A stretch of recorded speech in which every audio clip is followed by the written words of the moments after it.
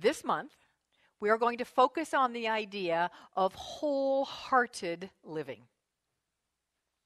At our spiritual life coach and ministerial retreat that we took a couple of weeks ago, our beautiful facilitator, Victoria Crawford, brought up the idea of wholehearted living. And she suggested that there are 4 attributes of living from wholeheartedness.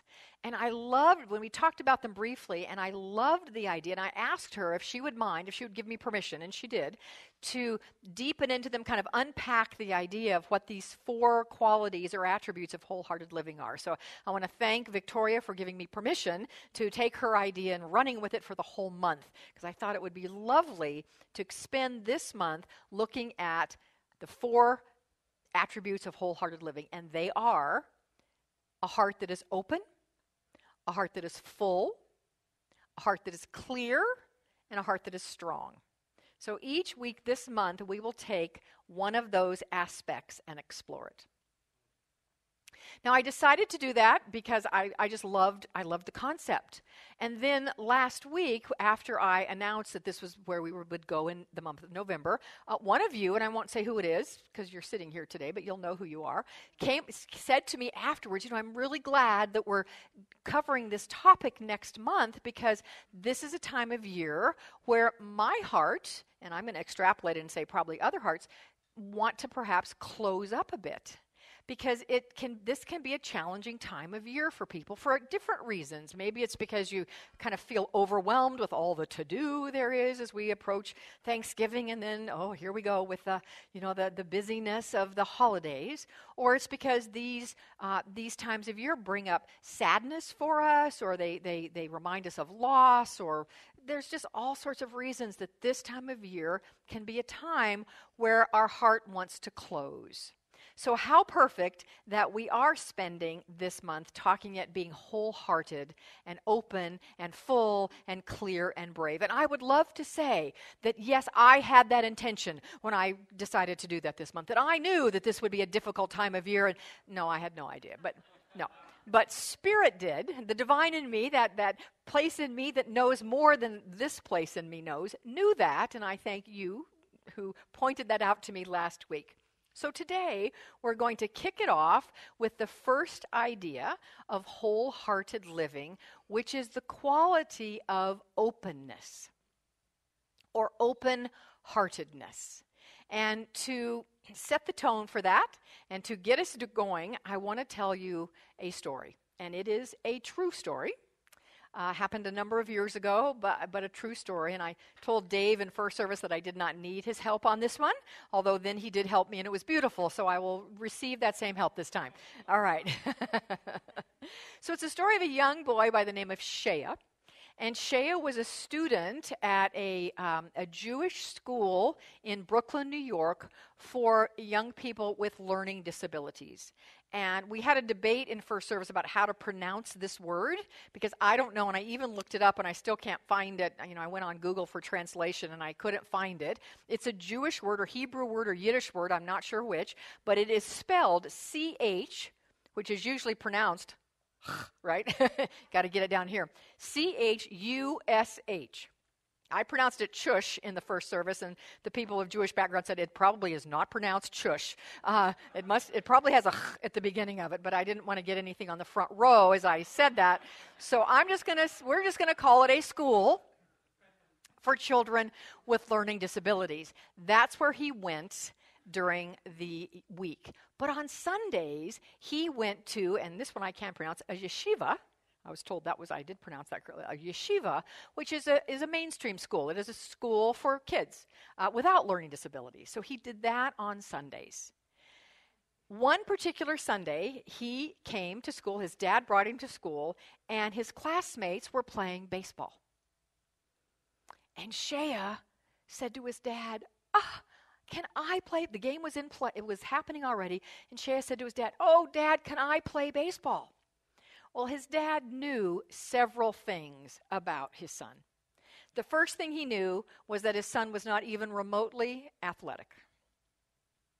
He also knew that his son did not have the hand-eye coordination to be able to swing a bat and hit a ball. He knew that his son could not run very fast.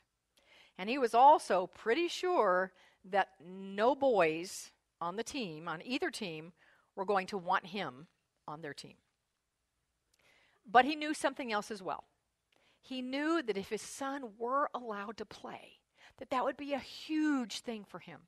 It would be a huge boost to his self-esteem. It would help bond and connect him with his classmates. And he just knew how powerful it would be for his son if he could play. And so he took the risk to ask if his son could play.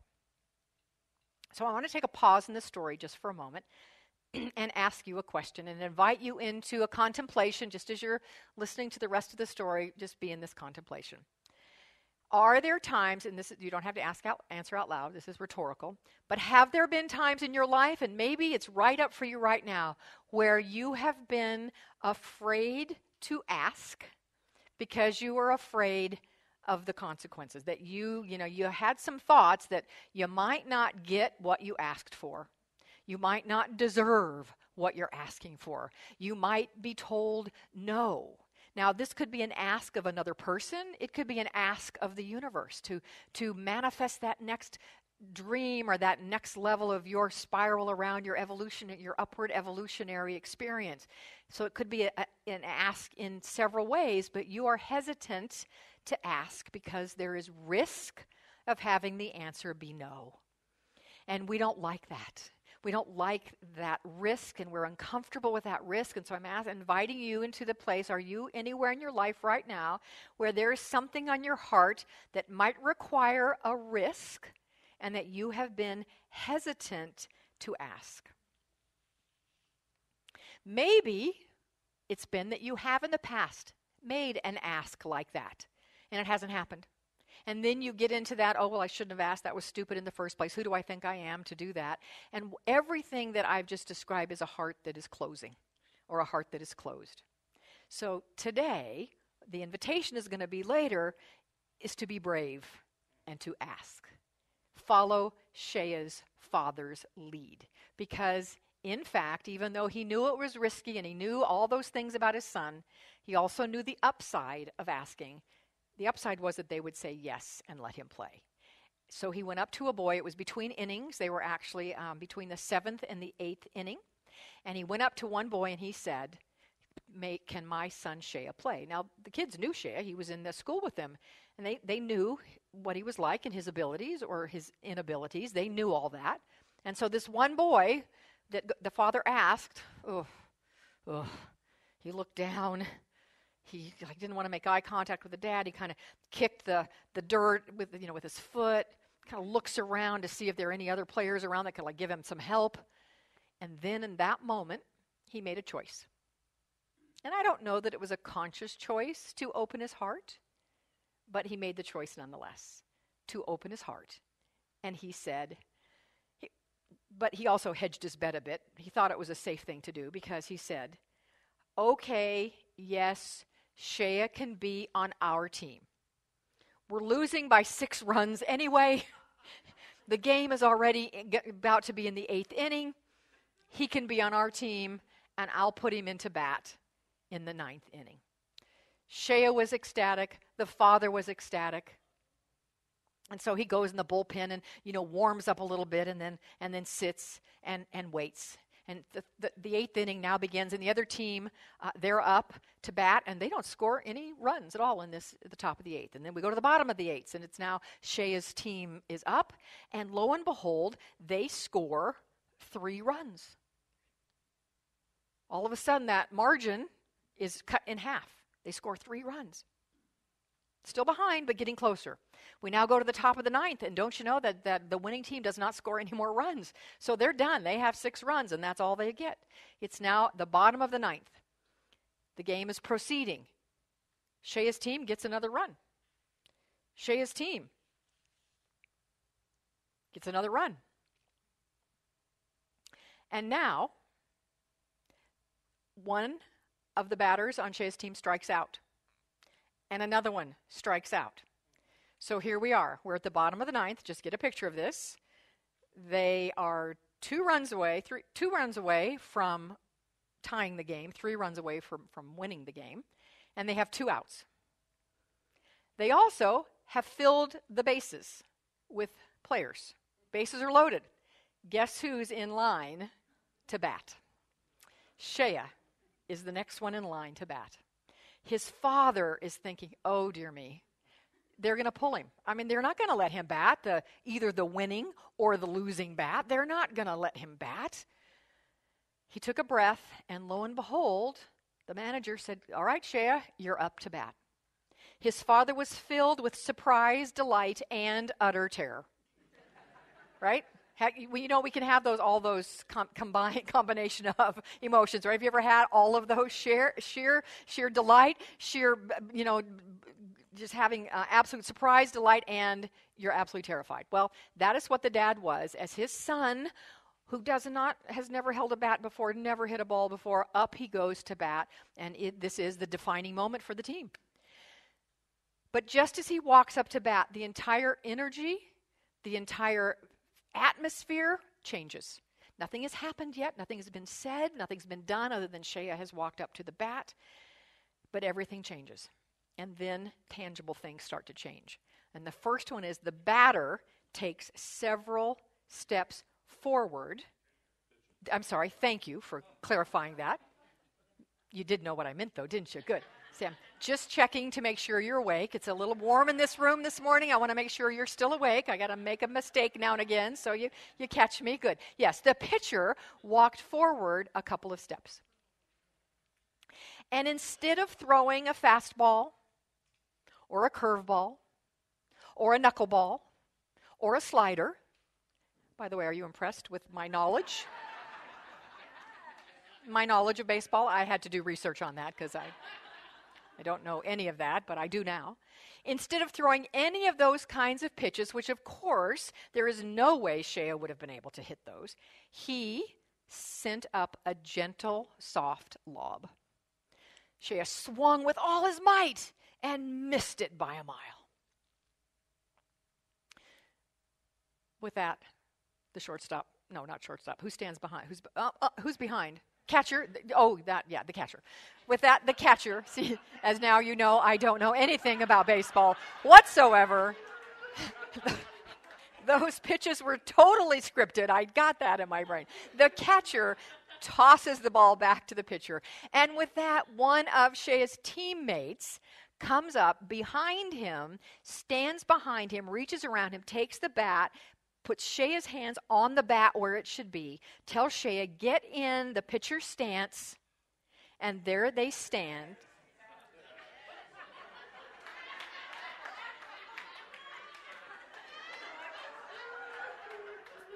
Okay, who was here first service? Would you come up and tell the story for me, please? Because clearly I'm not supposed to be telling it second service. The batter stance, they're ready to go. I'm going to try to get through this. Now, here we go. And the pitcher walked in a couple more steps and lobbed another soft ball to them. This time, Shea, with his teammate, swung and actually hit the ball.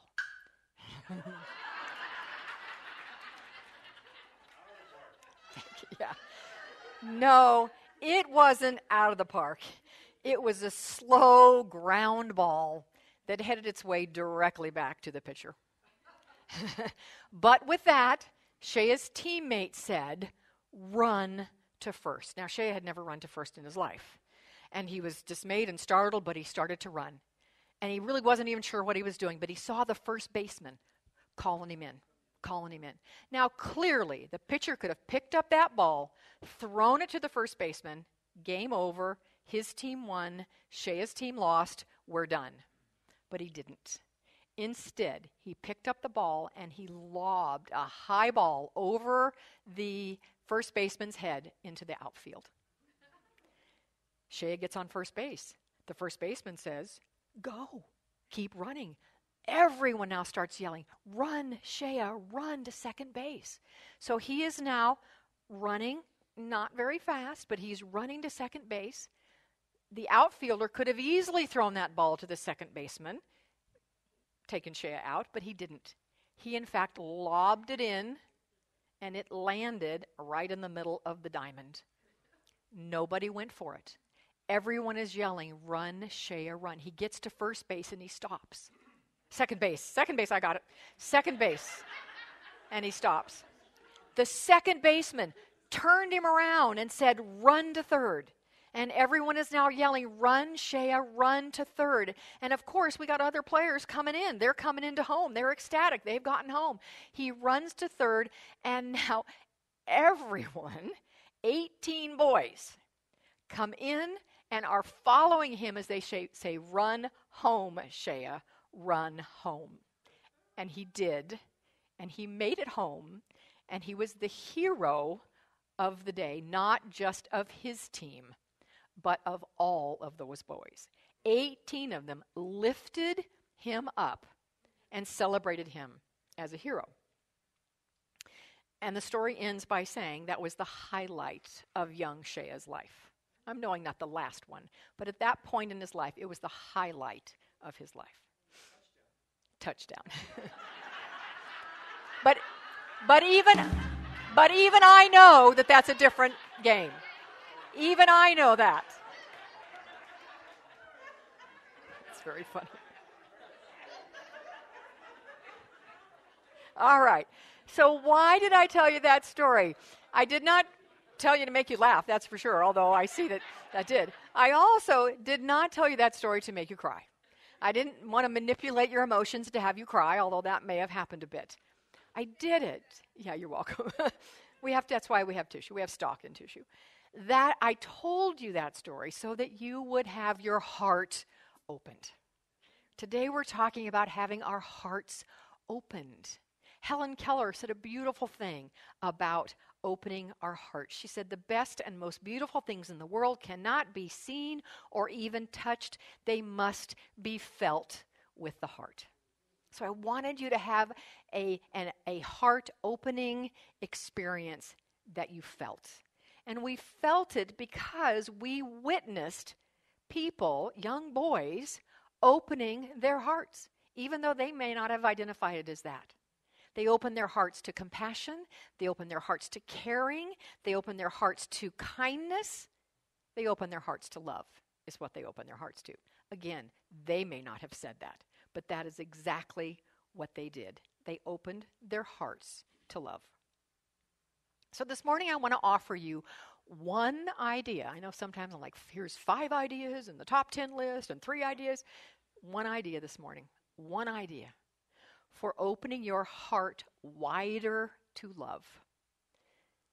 And I'm going to make a subtle but ridiculously powerful shift in the way we probably already think about something.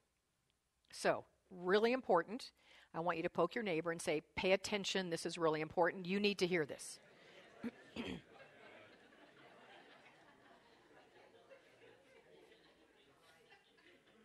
Is everybody ready? You're all paying attention? You're all ready? All right. So this is a way to open our hearts more fully, if they're open already, or open them if they're a bit closed, to love. So we have often heard, you've probably heard me say this, that in order to love another, we must first, what? Love ourselves. In order to love another, we must first love ourselves. And then what we go about doing is spending a lot of time and attention, sometimes money, on counselors and on therapists. And believe me, there's a place for counselors and therapists. I am transformed because of one. For ministers and spiritual life coaches, I'm transformed because of those people too. So there's a place for that, but I invite you, if you are engaged in any of those conversations, to have a shift in that conversation. So we have spent a lot of time and money and energy in trying to learn to love ourselves in the face of, or I might say in spite of, all of our shortcomings and human failings. We are trying to learn, these are the words I want you to hear, to learn to love ourselves despite our mistakes, our missteps, our human flaws, despite perhaps what we were told, erroneously, but nonetheless told as a young person about our value or our worthiness of being loved, perhaps told verbally, perhaps told by actions of neglect or even abuse. We got the message that we're not lovable, and so we are trying to learn to love ourselves in spite of all that. Do you know someone who might be trying to do that? Are you aware of someone in your life that might be trying to do that? You don't have to say it's you, but yeah, right. So here's the subtle difference. I'm going to invite you to no longer try to learn to love yourself in spite of all that human stuff, but instead open your heart to know yourself as love. Let me say that again. Open your heart to know yourself as love. I say this all the time. The very essence of who we are is God. We are made in the image and the likeness of the divine. And God is love. So we don't need to learn to love ourselves in spite of anything. We simply need to open our hearts to know ourselves as, capital A, capital S, underscored, in bold, italics, larger font, as love. There's a beautiful passage from one of Joel Goldsmith's books. He said, "Love does not come to us. Love is within us, and we must open a way for it to escape." That's an open heart. And the 13th century Persian poet Rumi said, "Your task is not to seek for love, but merely to seek and find all the barriers within yourself that you have built against it." That's an open heart to love. One more quote from our founder, Ernest Holmes, in Living the Science of Mind. He said, "God has deposited love at the center of our being, whether we know it or not." You have the right and you have the freedom to look inside and to know yourself as love. That's step one. I said this is one point, but there's two steps to this one point. So to open yourself up, to open your heart, to know yourself as love, and then, and listen to this, to be joined with that which extends and completes your love. What? To be joined with that which extends and completes your love. What is that? What do I mean by that? Well, the boy who said yes to putting Shea in the game joined with that which extended and completed his love by saying yes. The pitcher who came in through the lob joined himself with that which extended and completed his love. Every boy who yelled, and those in the bleachers also who were yelling, "Run, Shea, run," opened themselves up to know themselves as love, and then joined with that which extended and completed their love. There was a circle of completion. Because think about this. The article said that that was the highlight of Shea's life. Do you not think it was also the highlight of every boy there? I say it was. And I say it was perhaps a highlight of every person sitting in the bleachers who witnessed that act of love. Join with that which extends and completes your love. So we of course know that when we do that, we are expressing the love of the divine. We are experiencing the love of God. You guys, we already kind of alluded to that, and you already figured that out. When we know ourselves as love, and then we join with that which extends and completes our love, we are experiencing the love of the divine right here in human form, in human emotion, in our human experience. It is the love of God, which of course is vaster than that and broader than that and actually incomprehensibly bigger than that. But nonetheless, in the best way that we can, we are having an experience of God's love. And I love this passage from Talks on Truth, which is a book written by a Unity co-founder, Charles Fillmore. And he said, "We may talk about the wisdom of God, but the love of God must be felt in the heart. It cannot be described, and one who has not felt it can have no concept of it from the description of others. And now I'm going to adjust slightly what he said to make it fit our theme today, but it doesn't change the meaning of what he said. Just brings it home to us. So he said, it cannot be described, and one who has not felt it can have no concept of it from the description of others. But the more we open ourselves to love, to know ourselves as love, and then to be joined with that which extends and completes our love, the stronger it grows in our consciousness. And if we persist in doing this, we are sure to bring into our experience the feeling of that great love that is beyond description, the very love of God. So I want you to do something with me if you're willing. I want you to place your hands on your heart. Just close your eyes for a moment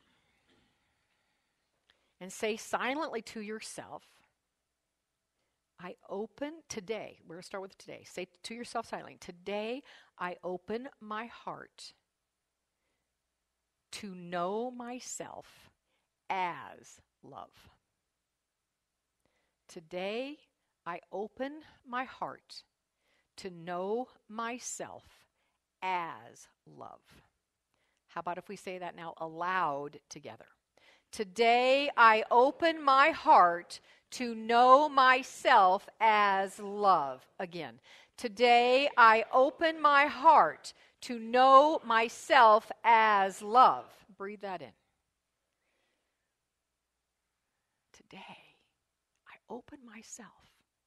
I open my heart to know myself as love. Staying right here. Staying right here.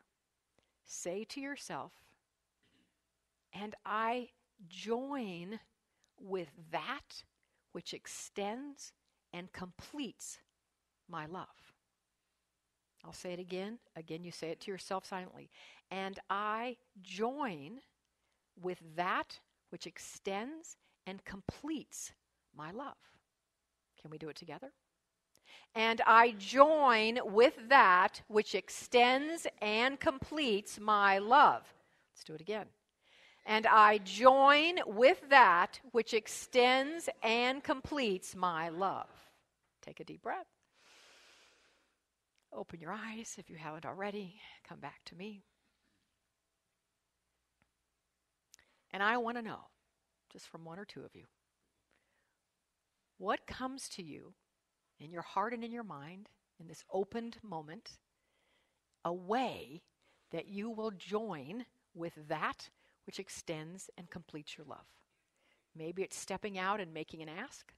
Maybe it's an act of service for another, an act of love. Anybody have an idea? Did any idea come to you as we were doing that of, this is how I see myself and open myself to know myself as love, and I will join with that to extend and complete my love. Anybody have a thought?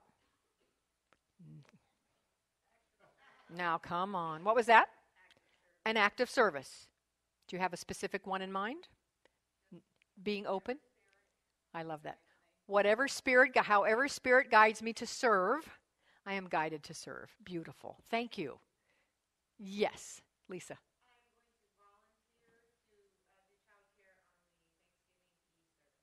Oh, bless you. Thank you. In case you couldn't hear that, she's volunteering. And Nicole's in the back going, who said that? Who said? That's Lisa right here. Lisa said that, yes. To do volunteering to serve in a specific way by doing the child care for our Thanksgiving Eve service. Thank you. Thank you.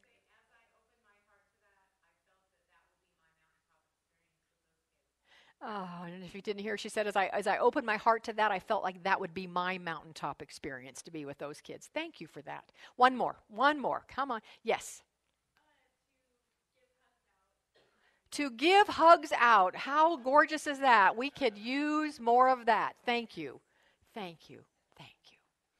So I want each of you to be thinking about this week, how might I join with that which extends and completes myself, knowing myself as love. I want to leave you with another story, another true story. This one, another one that just might open your heart a bit. This one appeared in Alan Cohen's book, Daily Dose of Sanity. And it's a year-long book of daily thoughts and ideas and beautiful stories that really open the heart. And this one occurred a few years ago at a zoo in Chicago. There was a big crowd around the gorilla enclosure, which was 18 feet down. Lots of gorillas, lots of people watching. There was a little boy, 3 years old, who wanted a closer look. And he, like little ones can do, got away in a flash from his parents. Any parent ever had their child get away in a flash and like, oh my gosh, where did he go? Well, this little guy did that. He climbed up onto the railing so he could look over and see better. He lost his balance and he fell 18 feet into the gorilla enclosure and was knocked unconscious. Everyone, understandably, is horrified. His parents are understandably hysterical. A couple of people ran in a frenzied panic to go find people who work for the zoo to come and do something about this situation. While that is all happening up here, 18 feet below, the gorillas are starting to gather around this thing that has fallen into their enclosure. But one gorilla, whose name was Binti Jua, with her 17-month-old baby on her back, came over, pushed all the other gorillas out of the way, picked up this unconscious little boy, walked over to the opening to the gorilla cage where attendants would come in and feed them. And by now an attendant was there. She gently, lovingly handed this little boy to the zoo worker. He spent a couple days in the hospital, but he was perfectly fine. What an example of an open heart. And do you think the people who watched that hearts weren't opened as well? Oh yes, they were. So let's close our eyes right now and just take a couple of moments to recognize, to acknowledge, to feel into this atmosphere of love that we have created this morning, to open our hearts more fully to it, knowing that the atmosphere of love that we have created this morning has just allowed us to touch the hem of the garment of infinite love. It has just given us a moment of experiencing a love that is indefinable, that is vast beyond our human comprehension. But here, today, in this room, we have had an experience of it. How blessed, how grateful I am, and we are. So what I know and affirm for each of us here this morning is that that statement that we made, today I open my heart to know myself as love, is a statement that lives with each of us as we move forward in our week, in our month, and as we bring this year to a close. And let's go ahead and affirm that we carry it into 2018. That we become individuals who live wholeheartedly, with hearts open, knowing ourselves as love, and then joining that which extends and completes our love. I am so grateful for the transformation that happens in my life and in the lives of others as we do this together. I am so grateful for the transformation that happens in the lives of every person here and every person that they touch because of the work we have done here this morning, because of the manifestation of this prayer. So with gratitude, with thanksgiving, with joy, with celebration, I know that this is so. I know that it is done. I know that we are living with opened hearts as love. And that is what we know ourselves to be. So with faith, with trust, and in truth, I let this prayer go and call it good. And together we say, And so it is. Amen.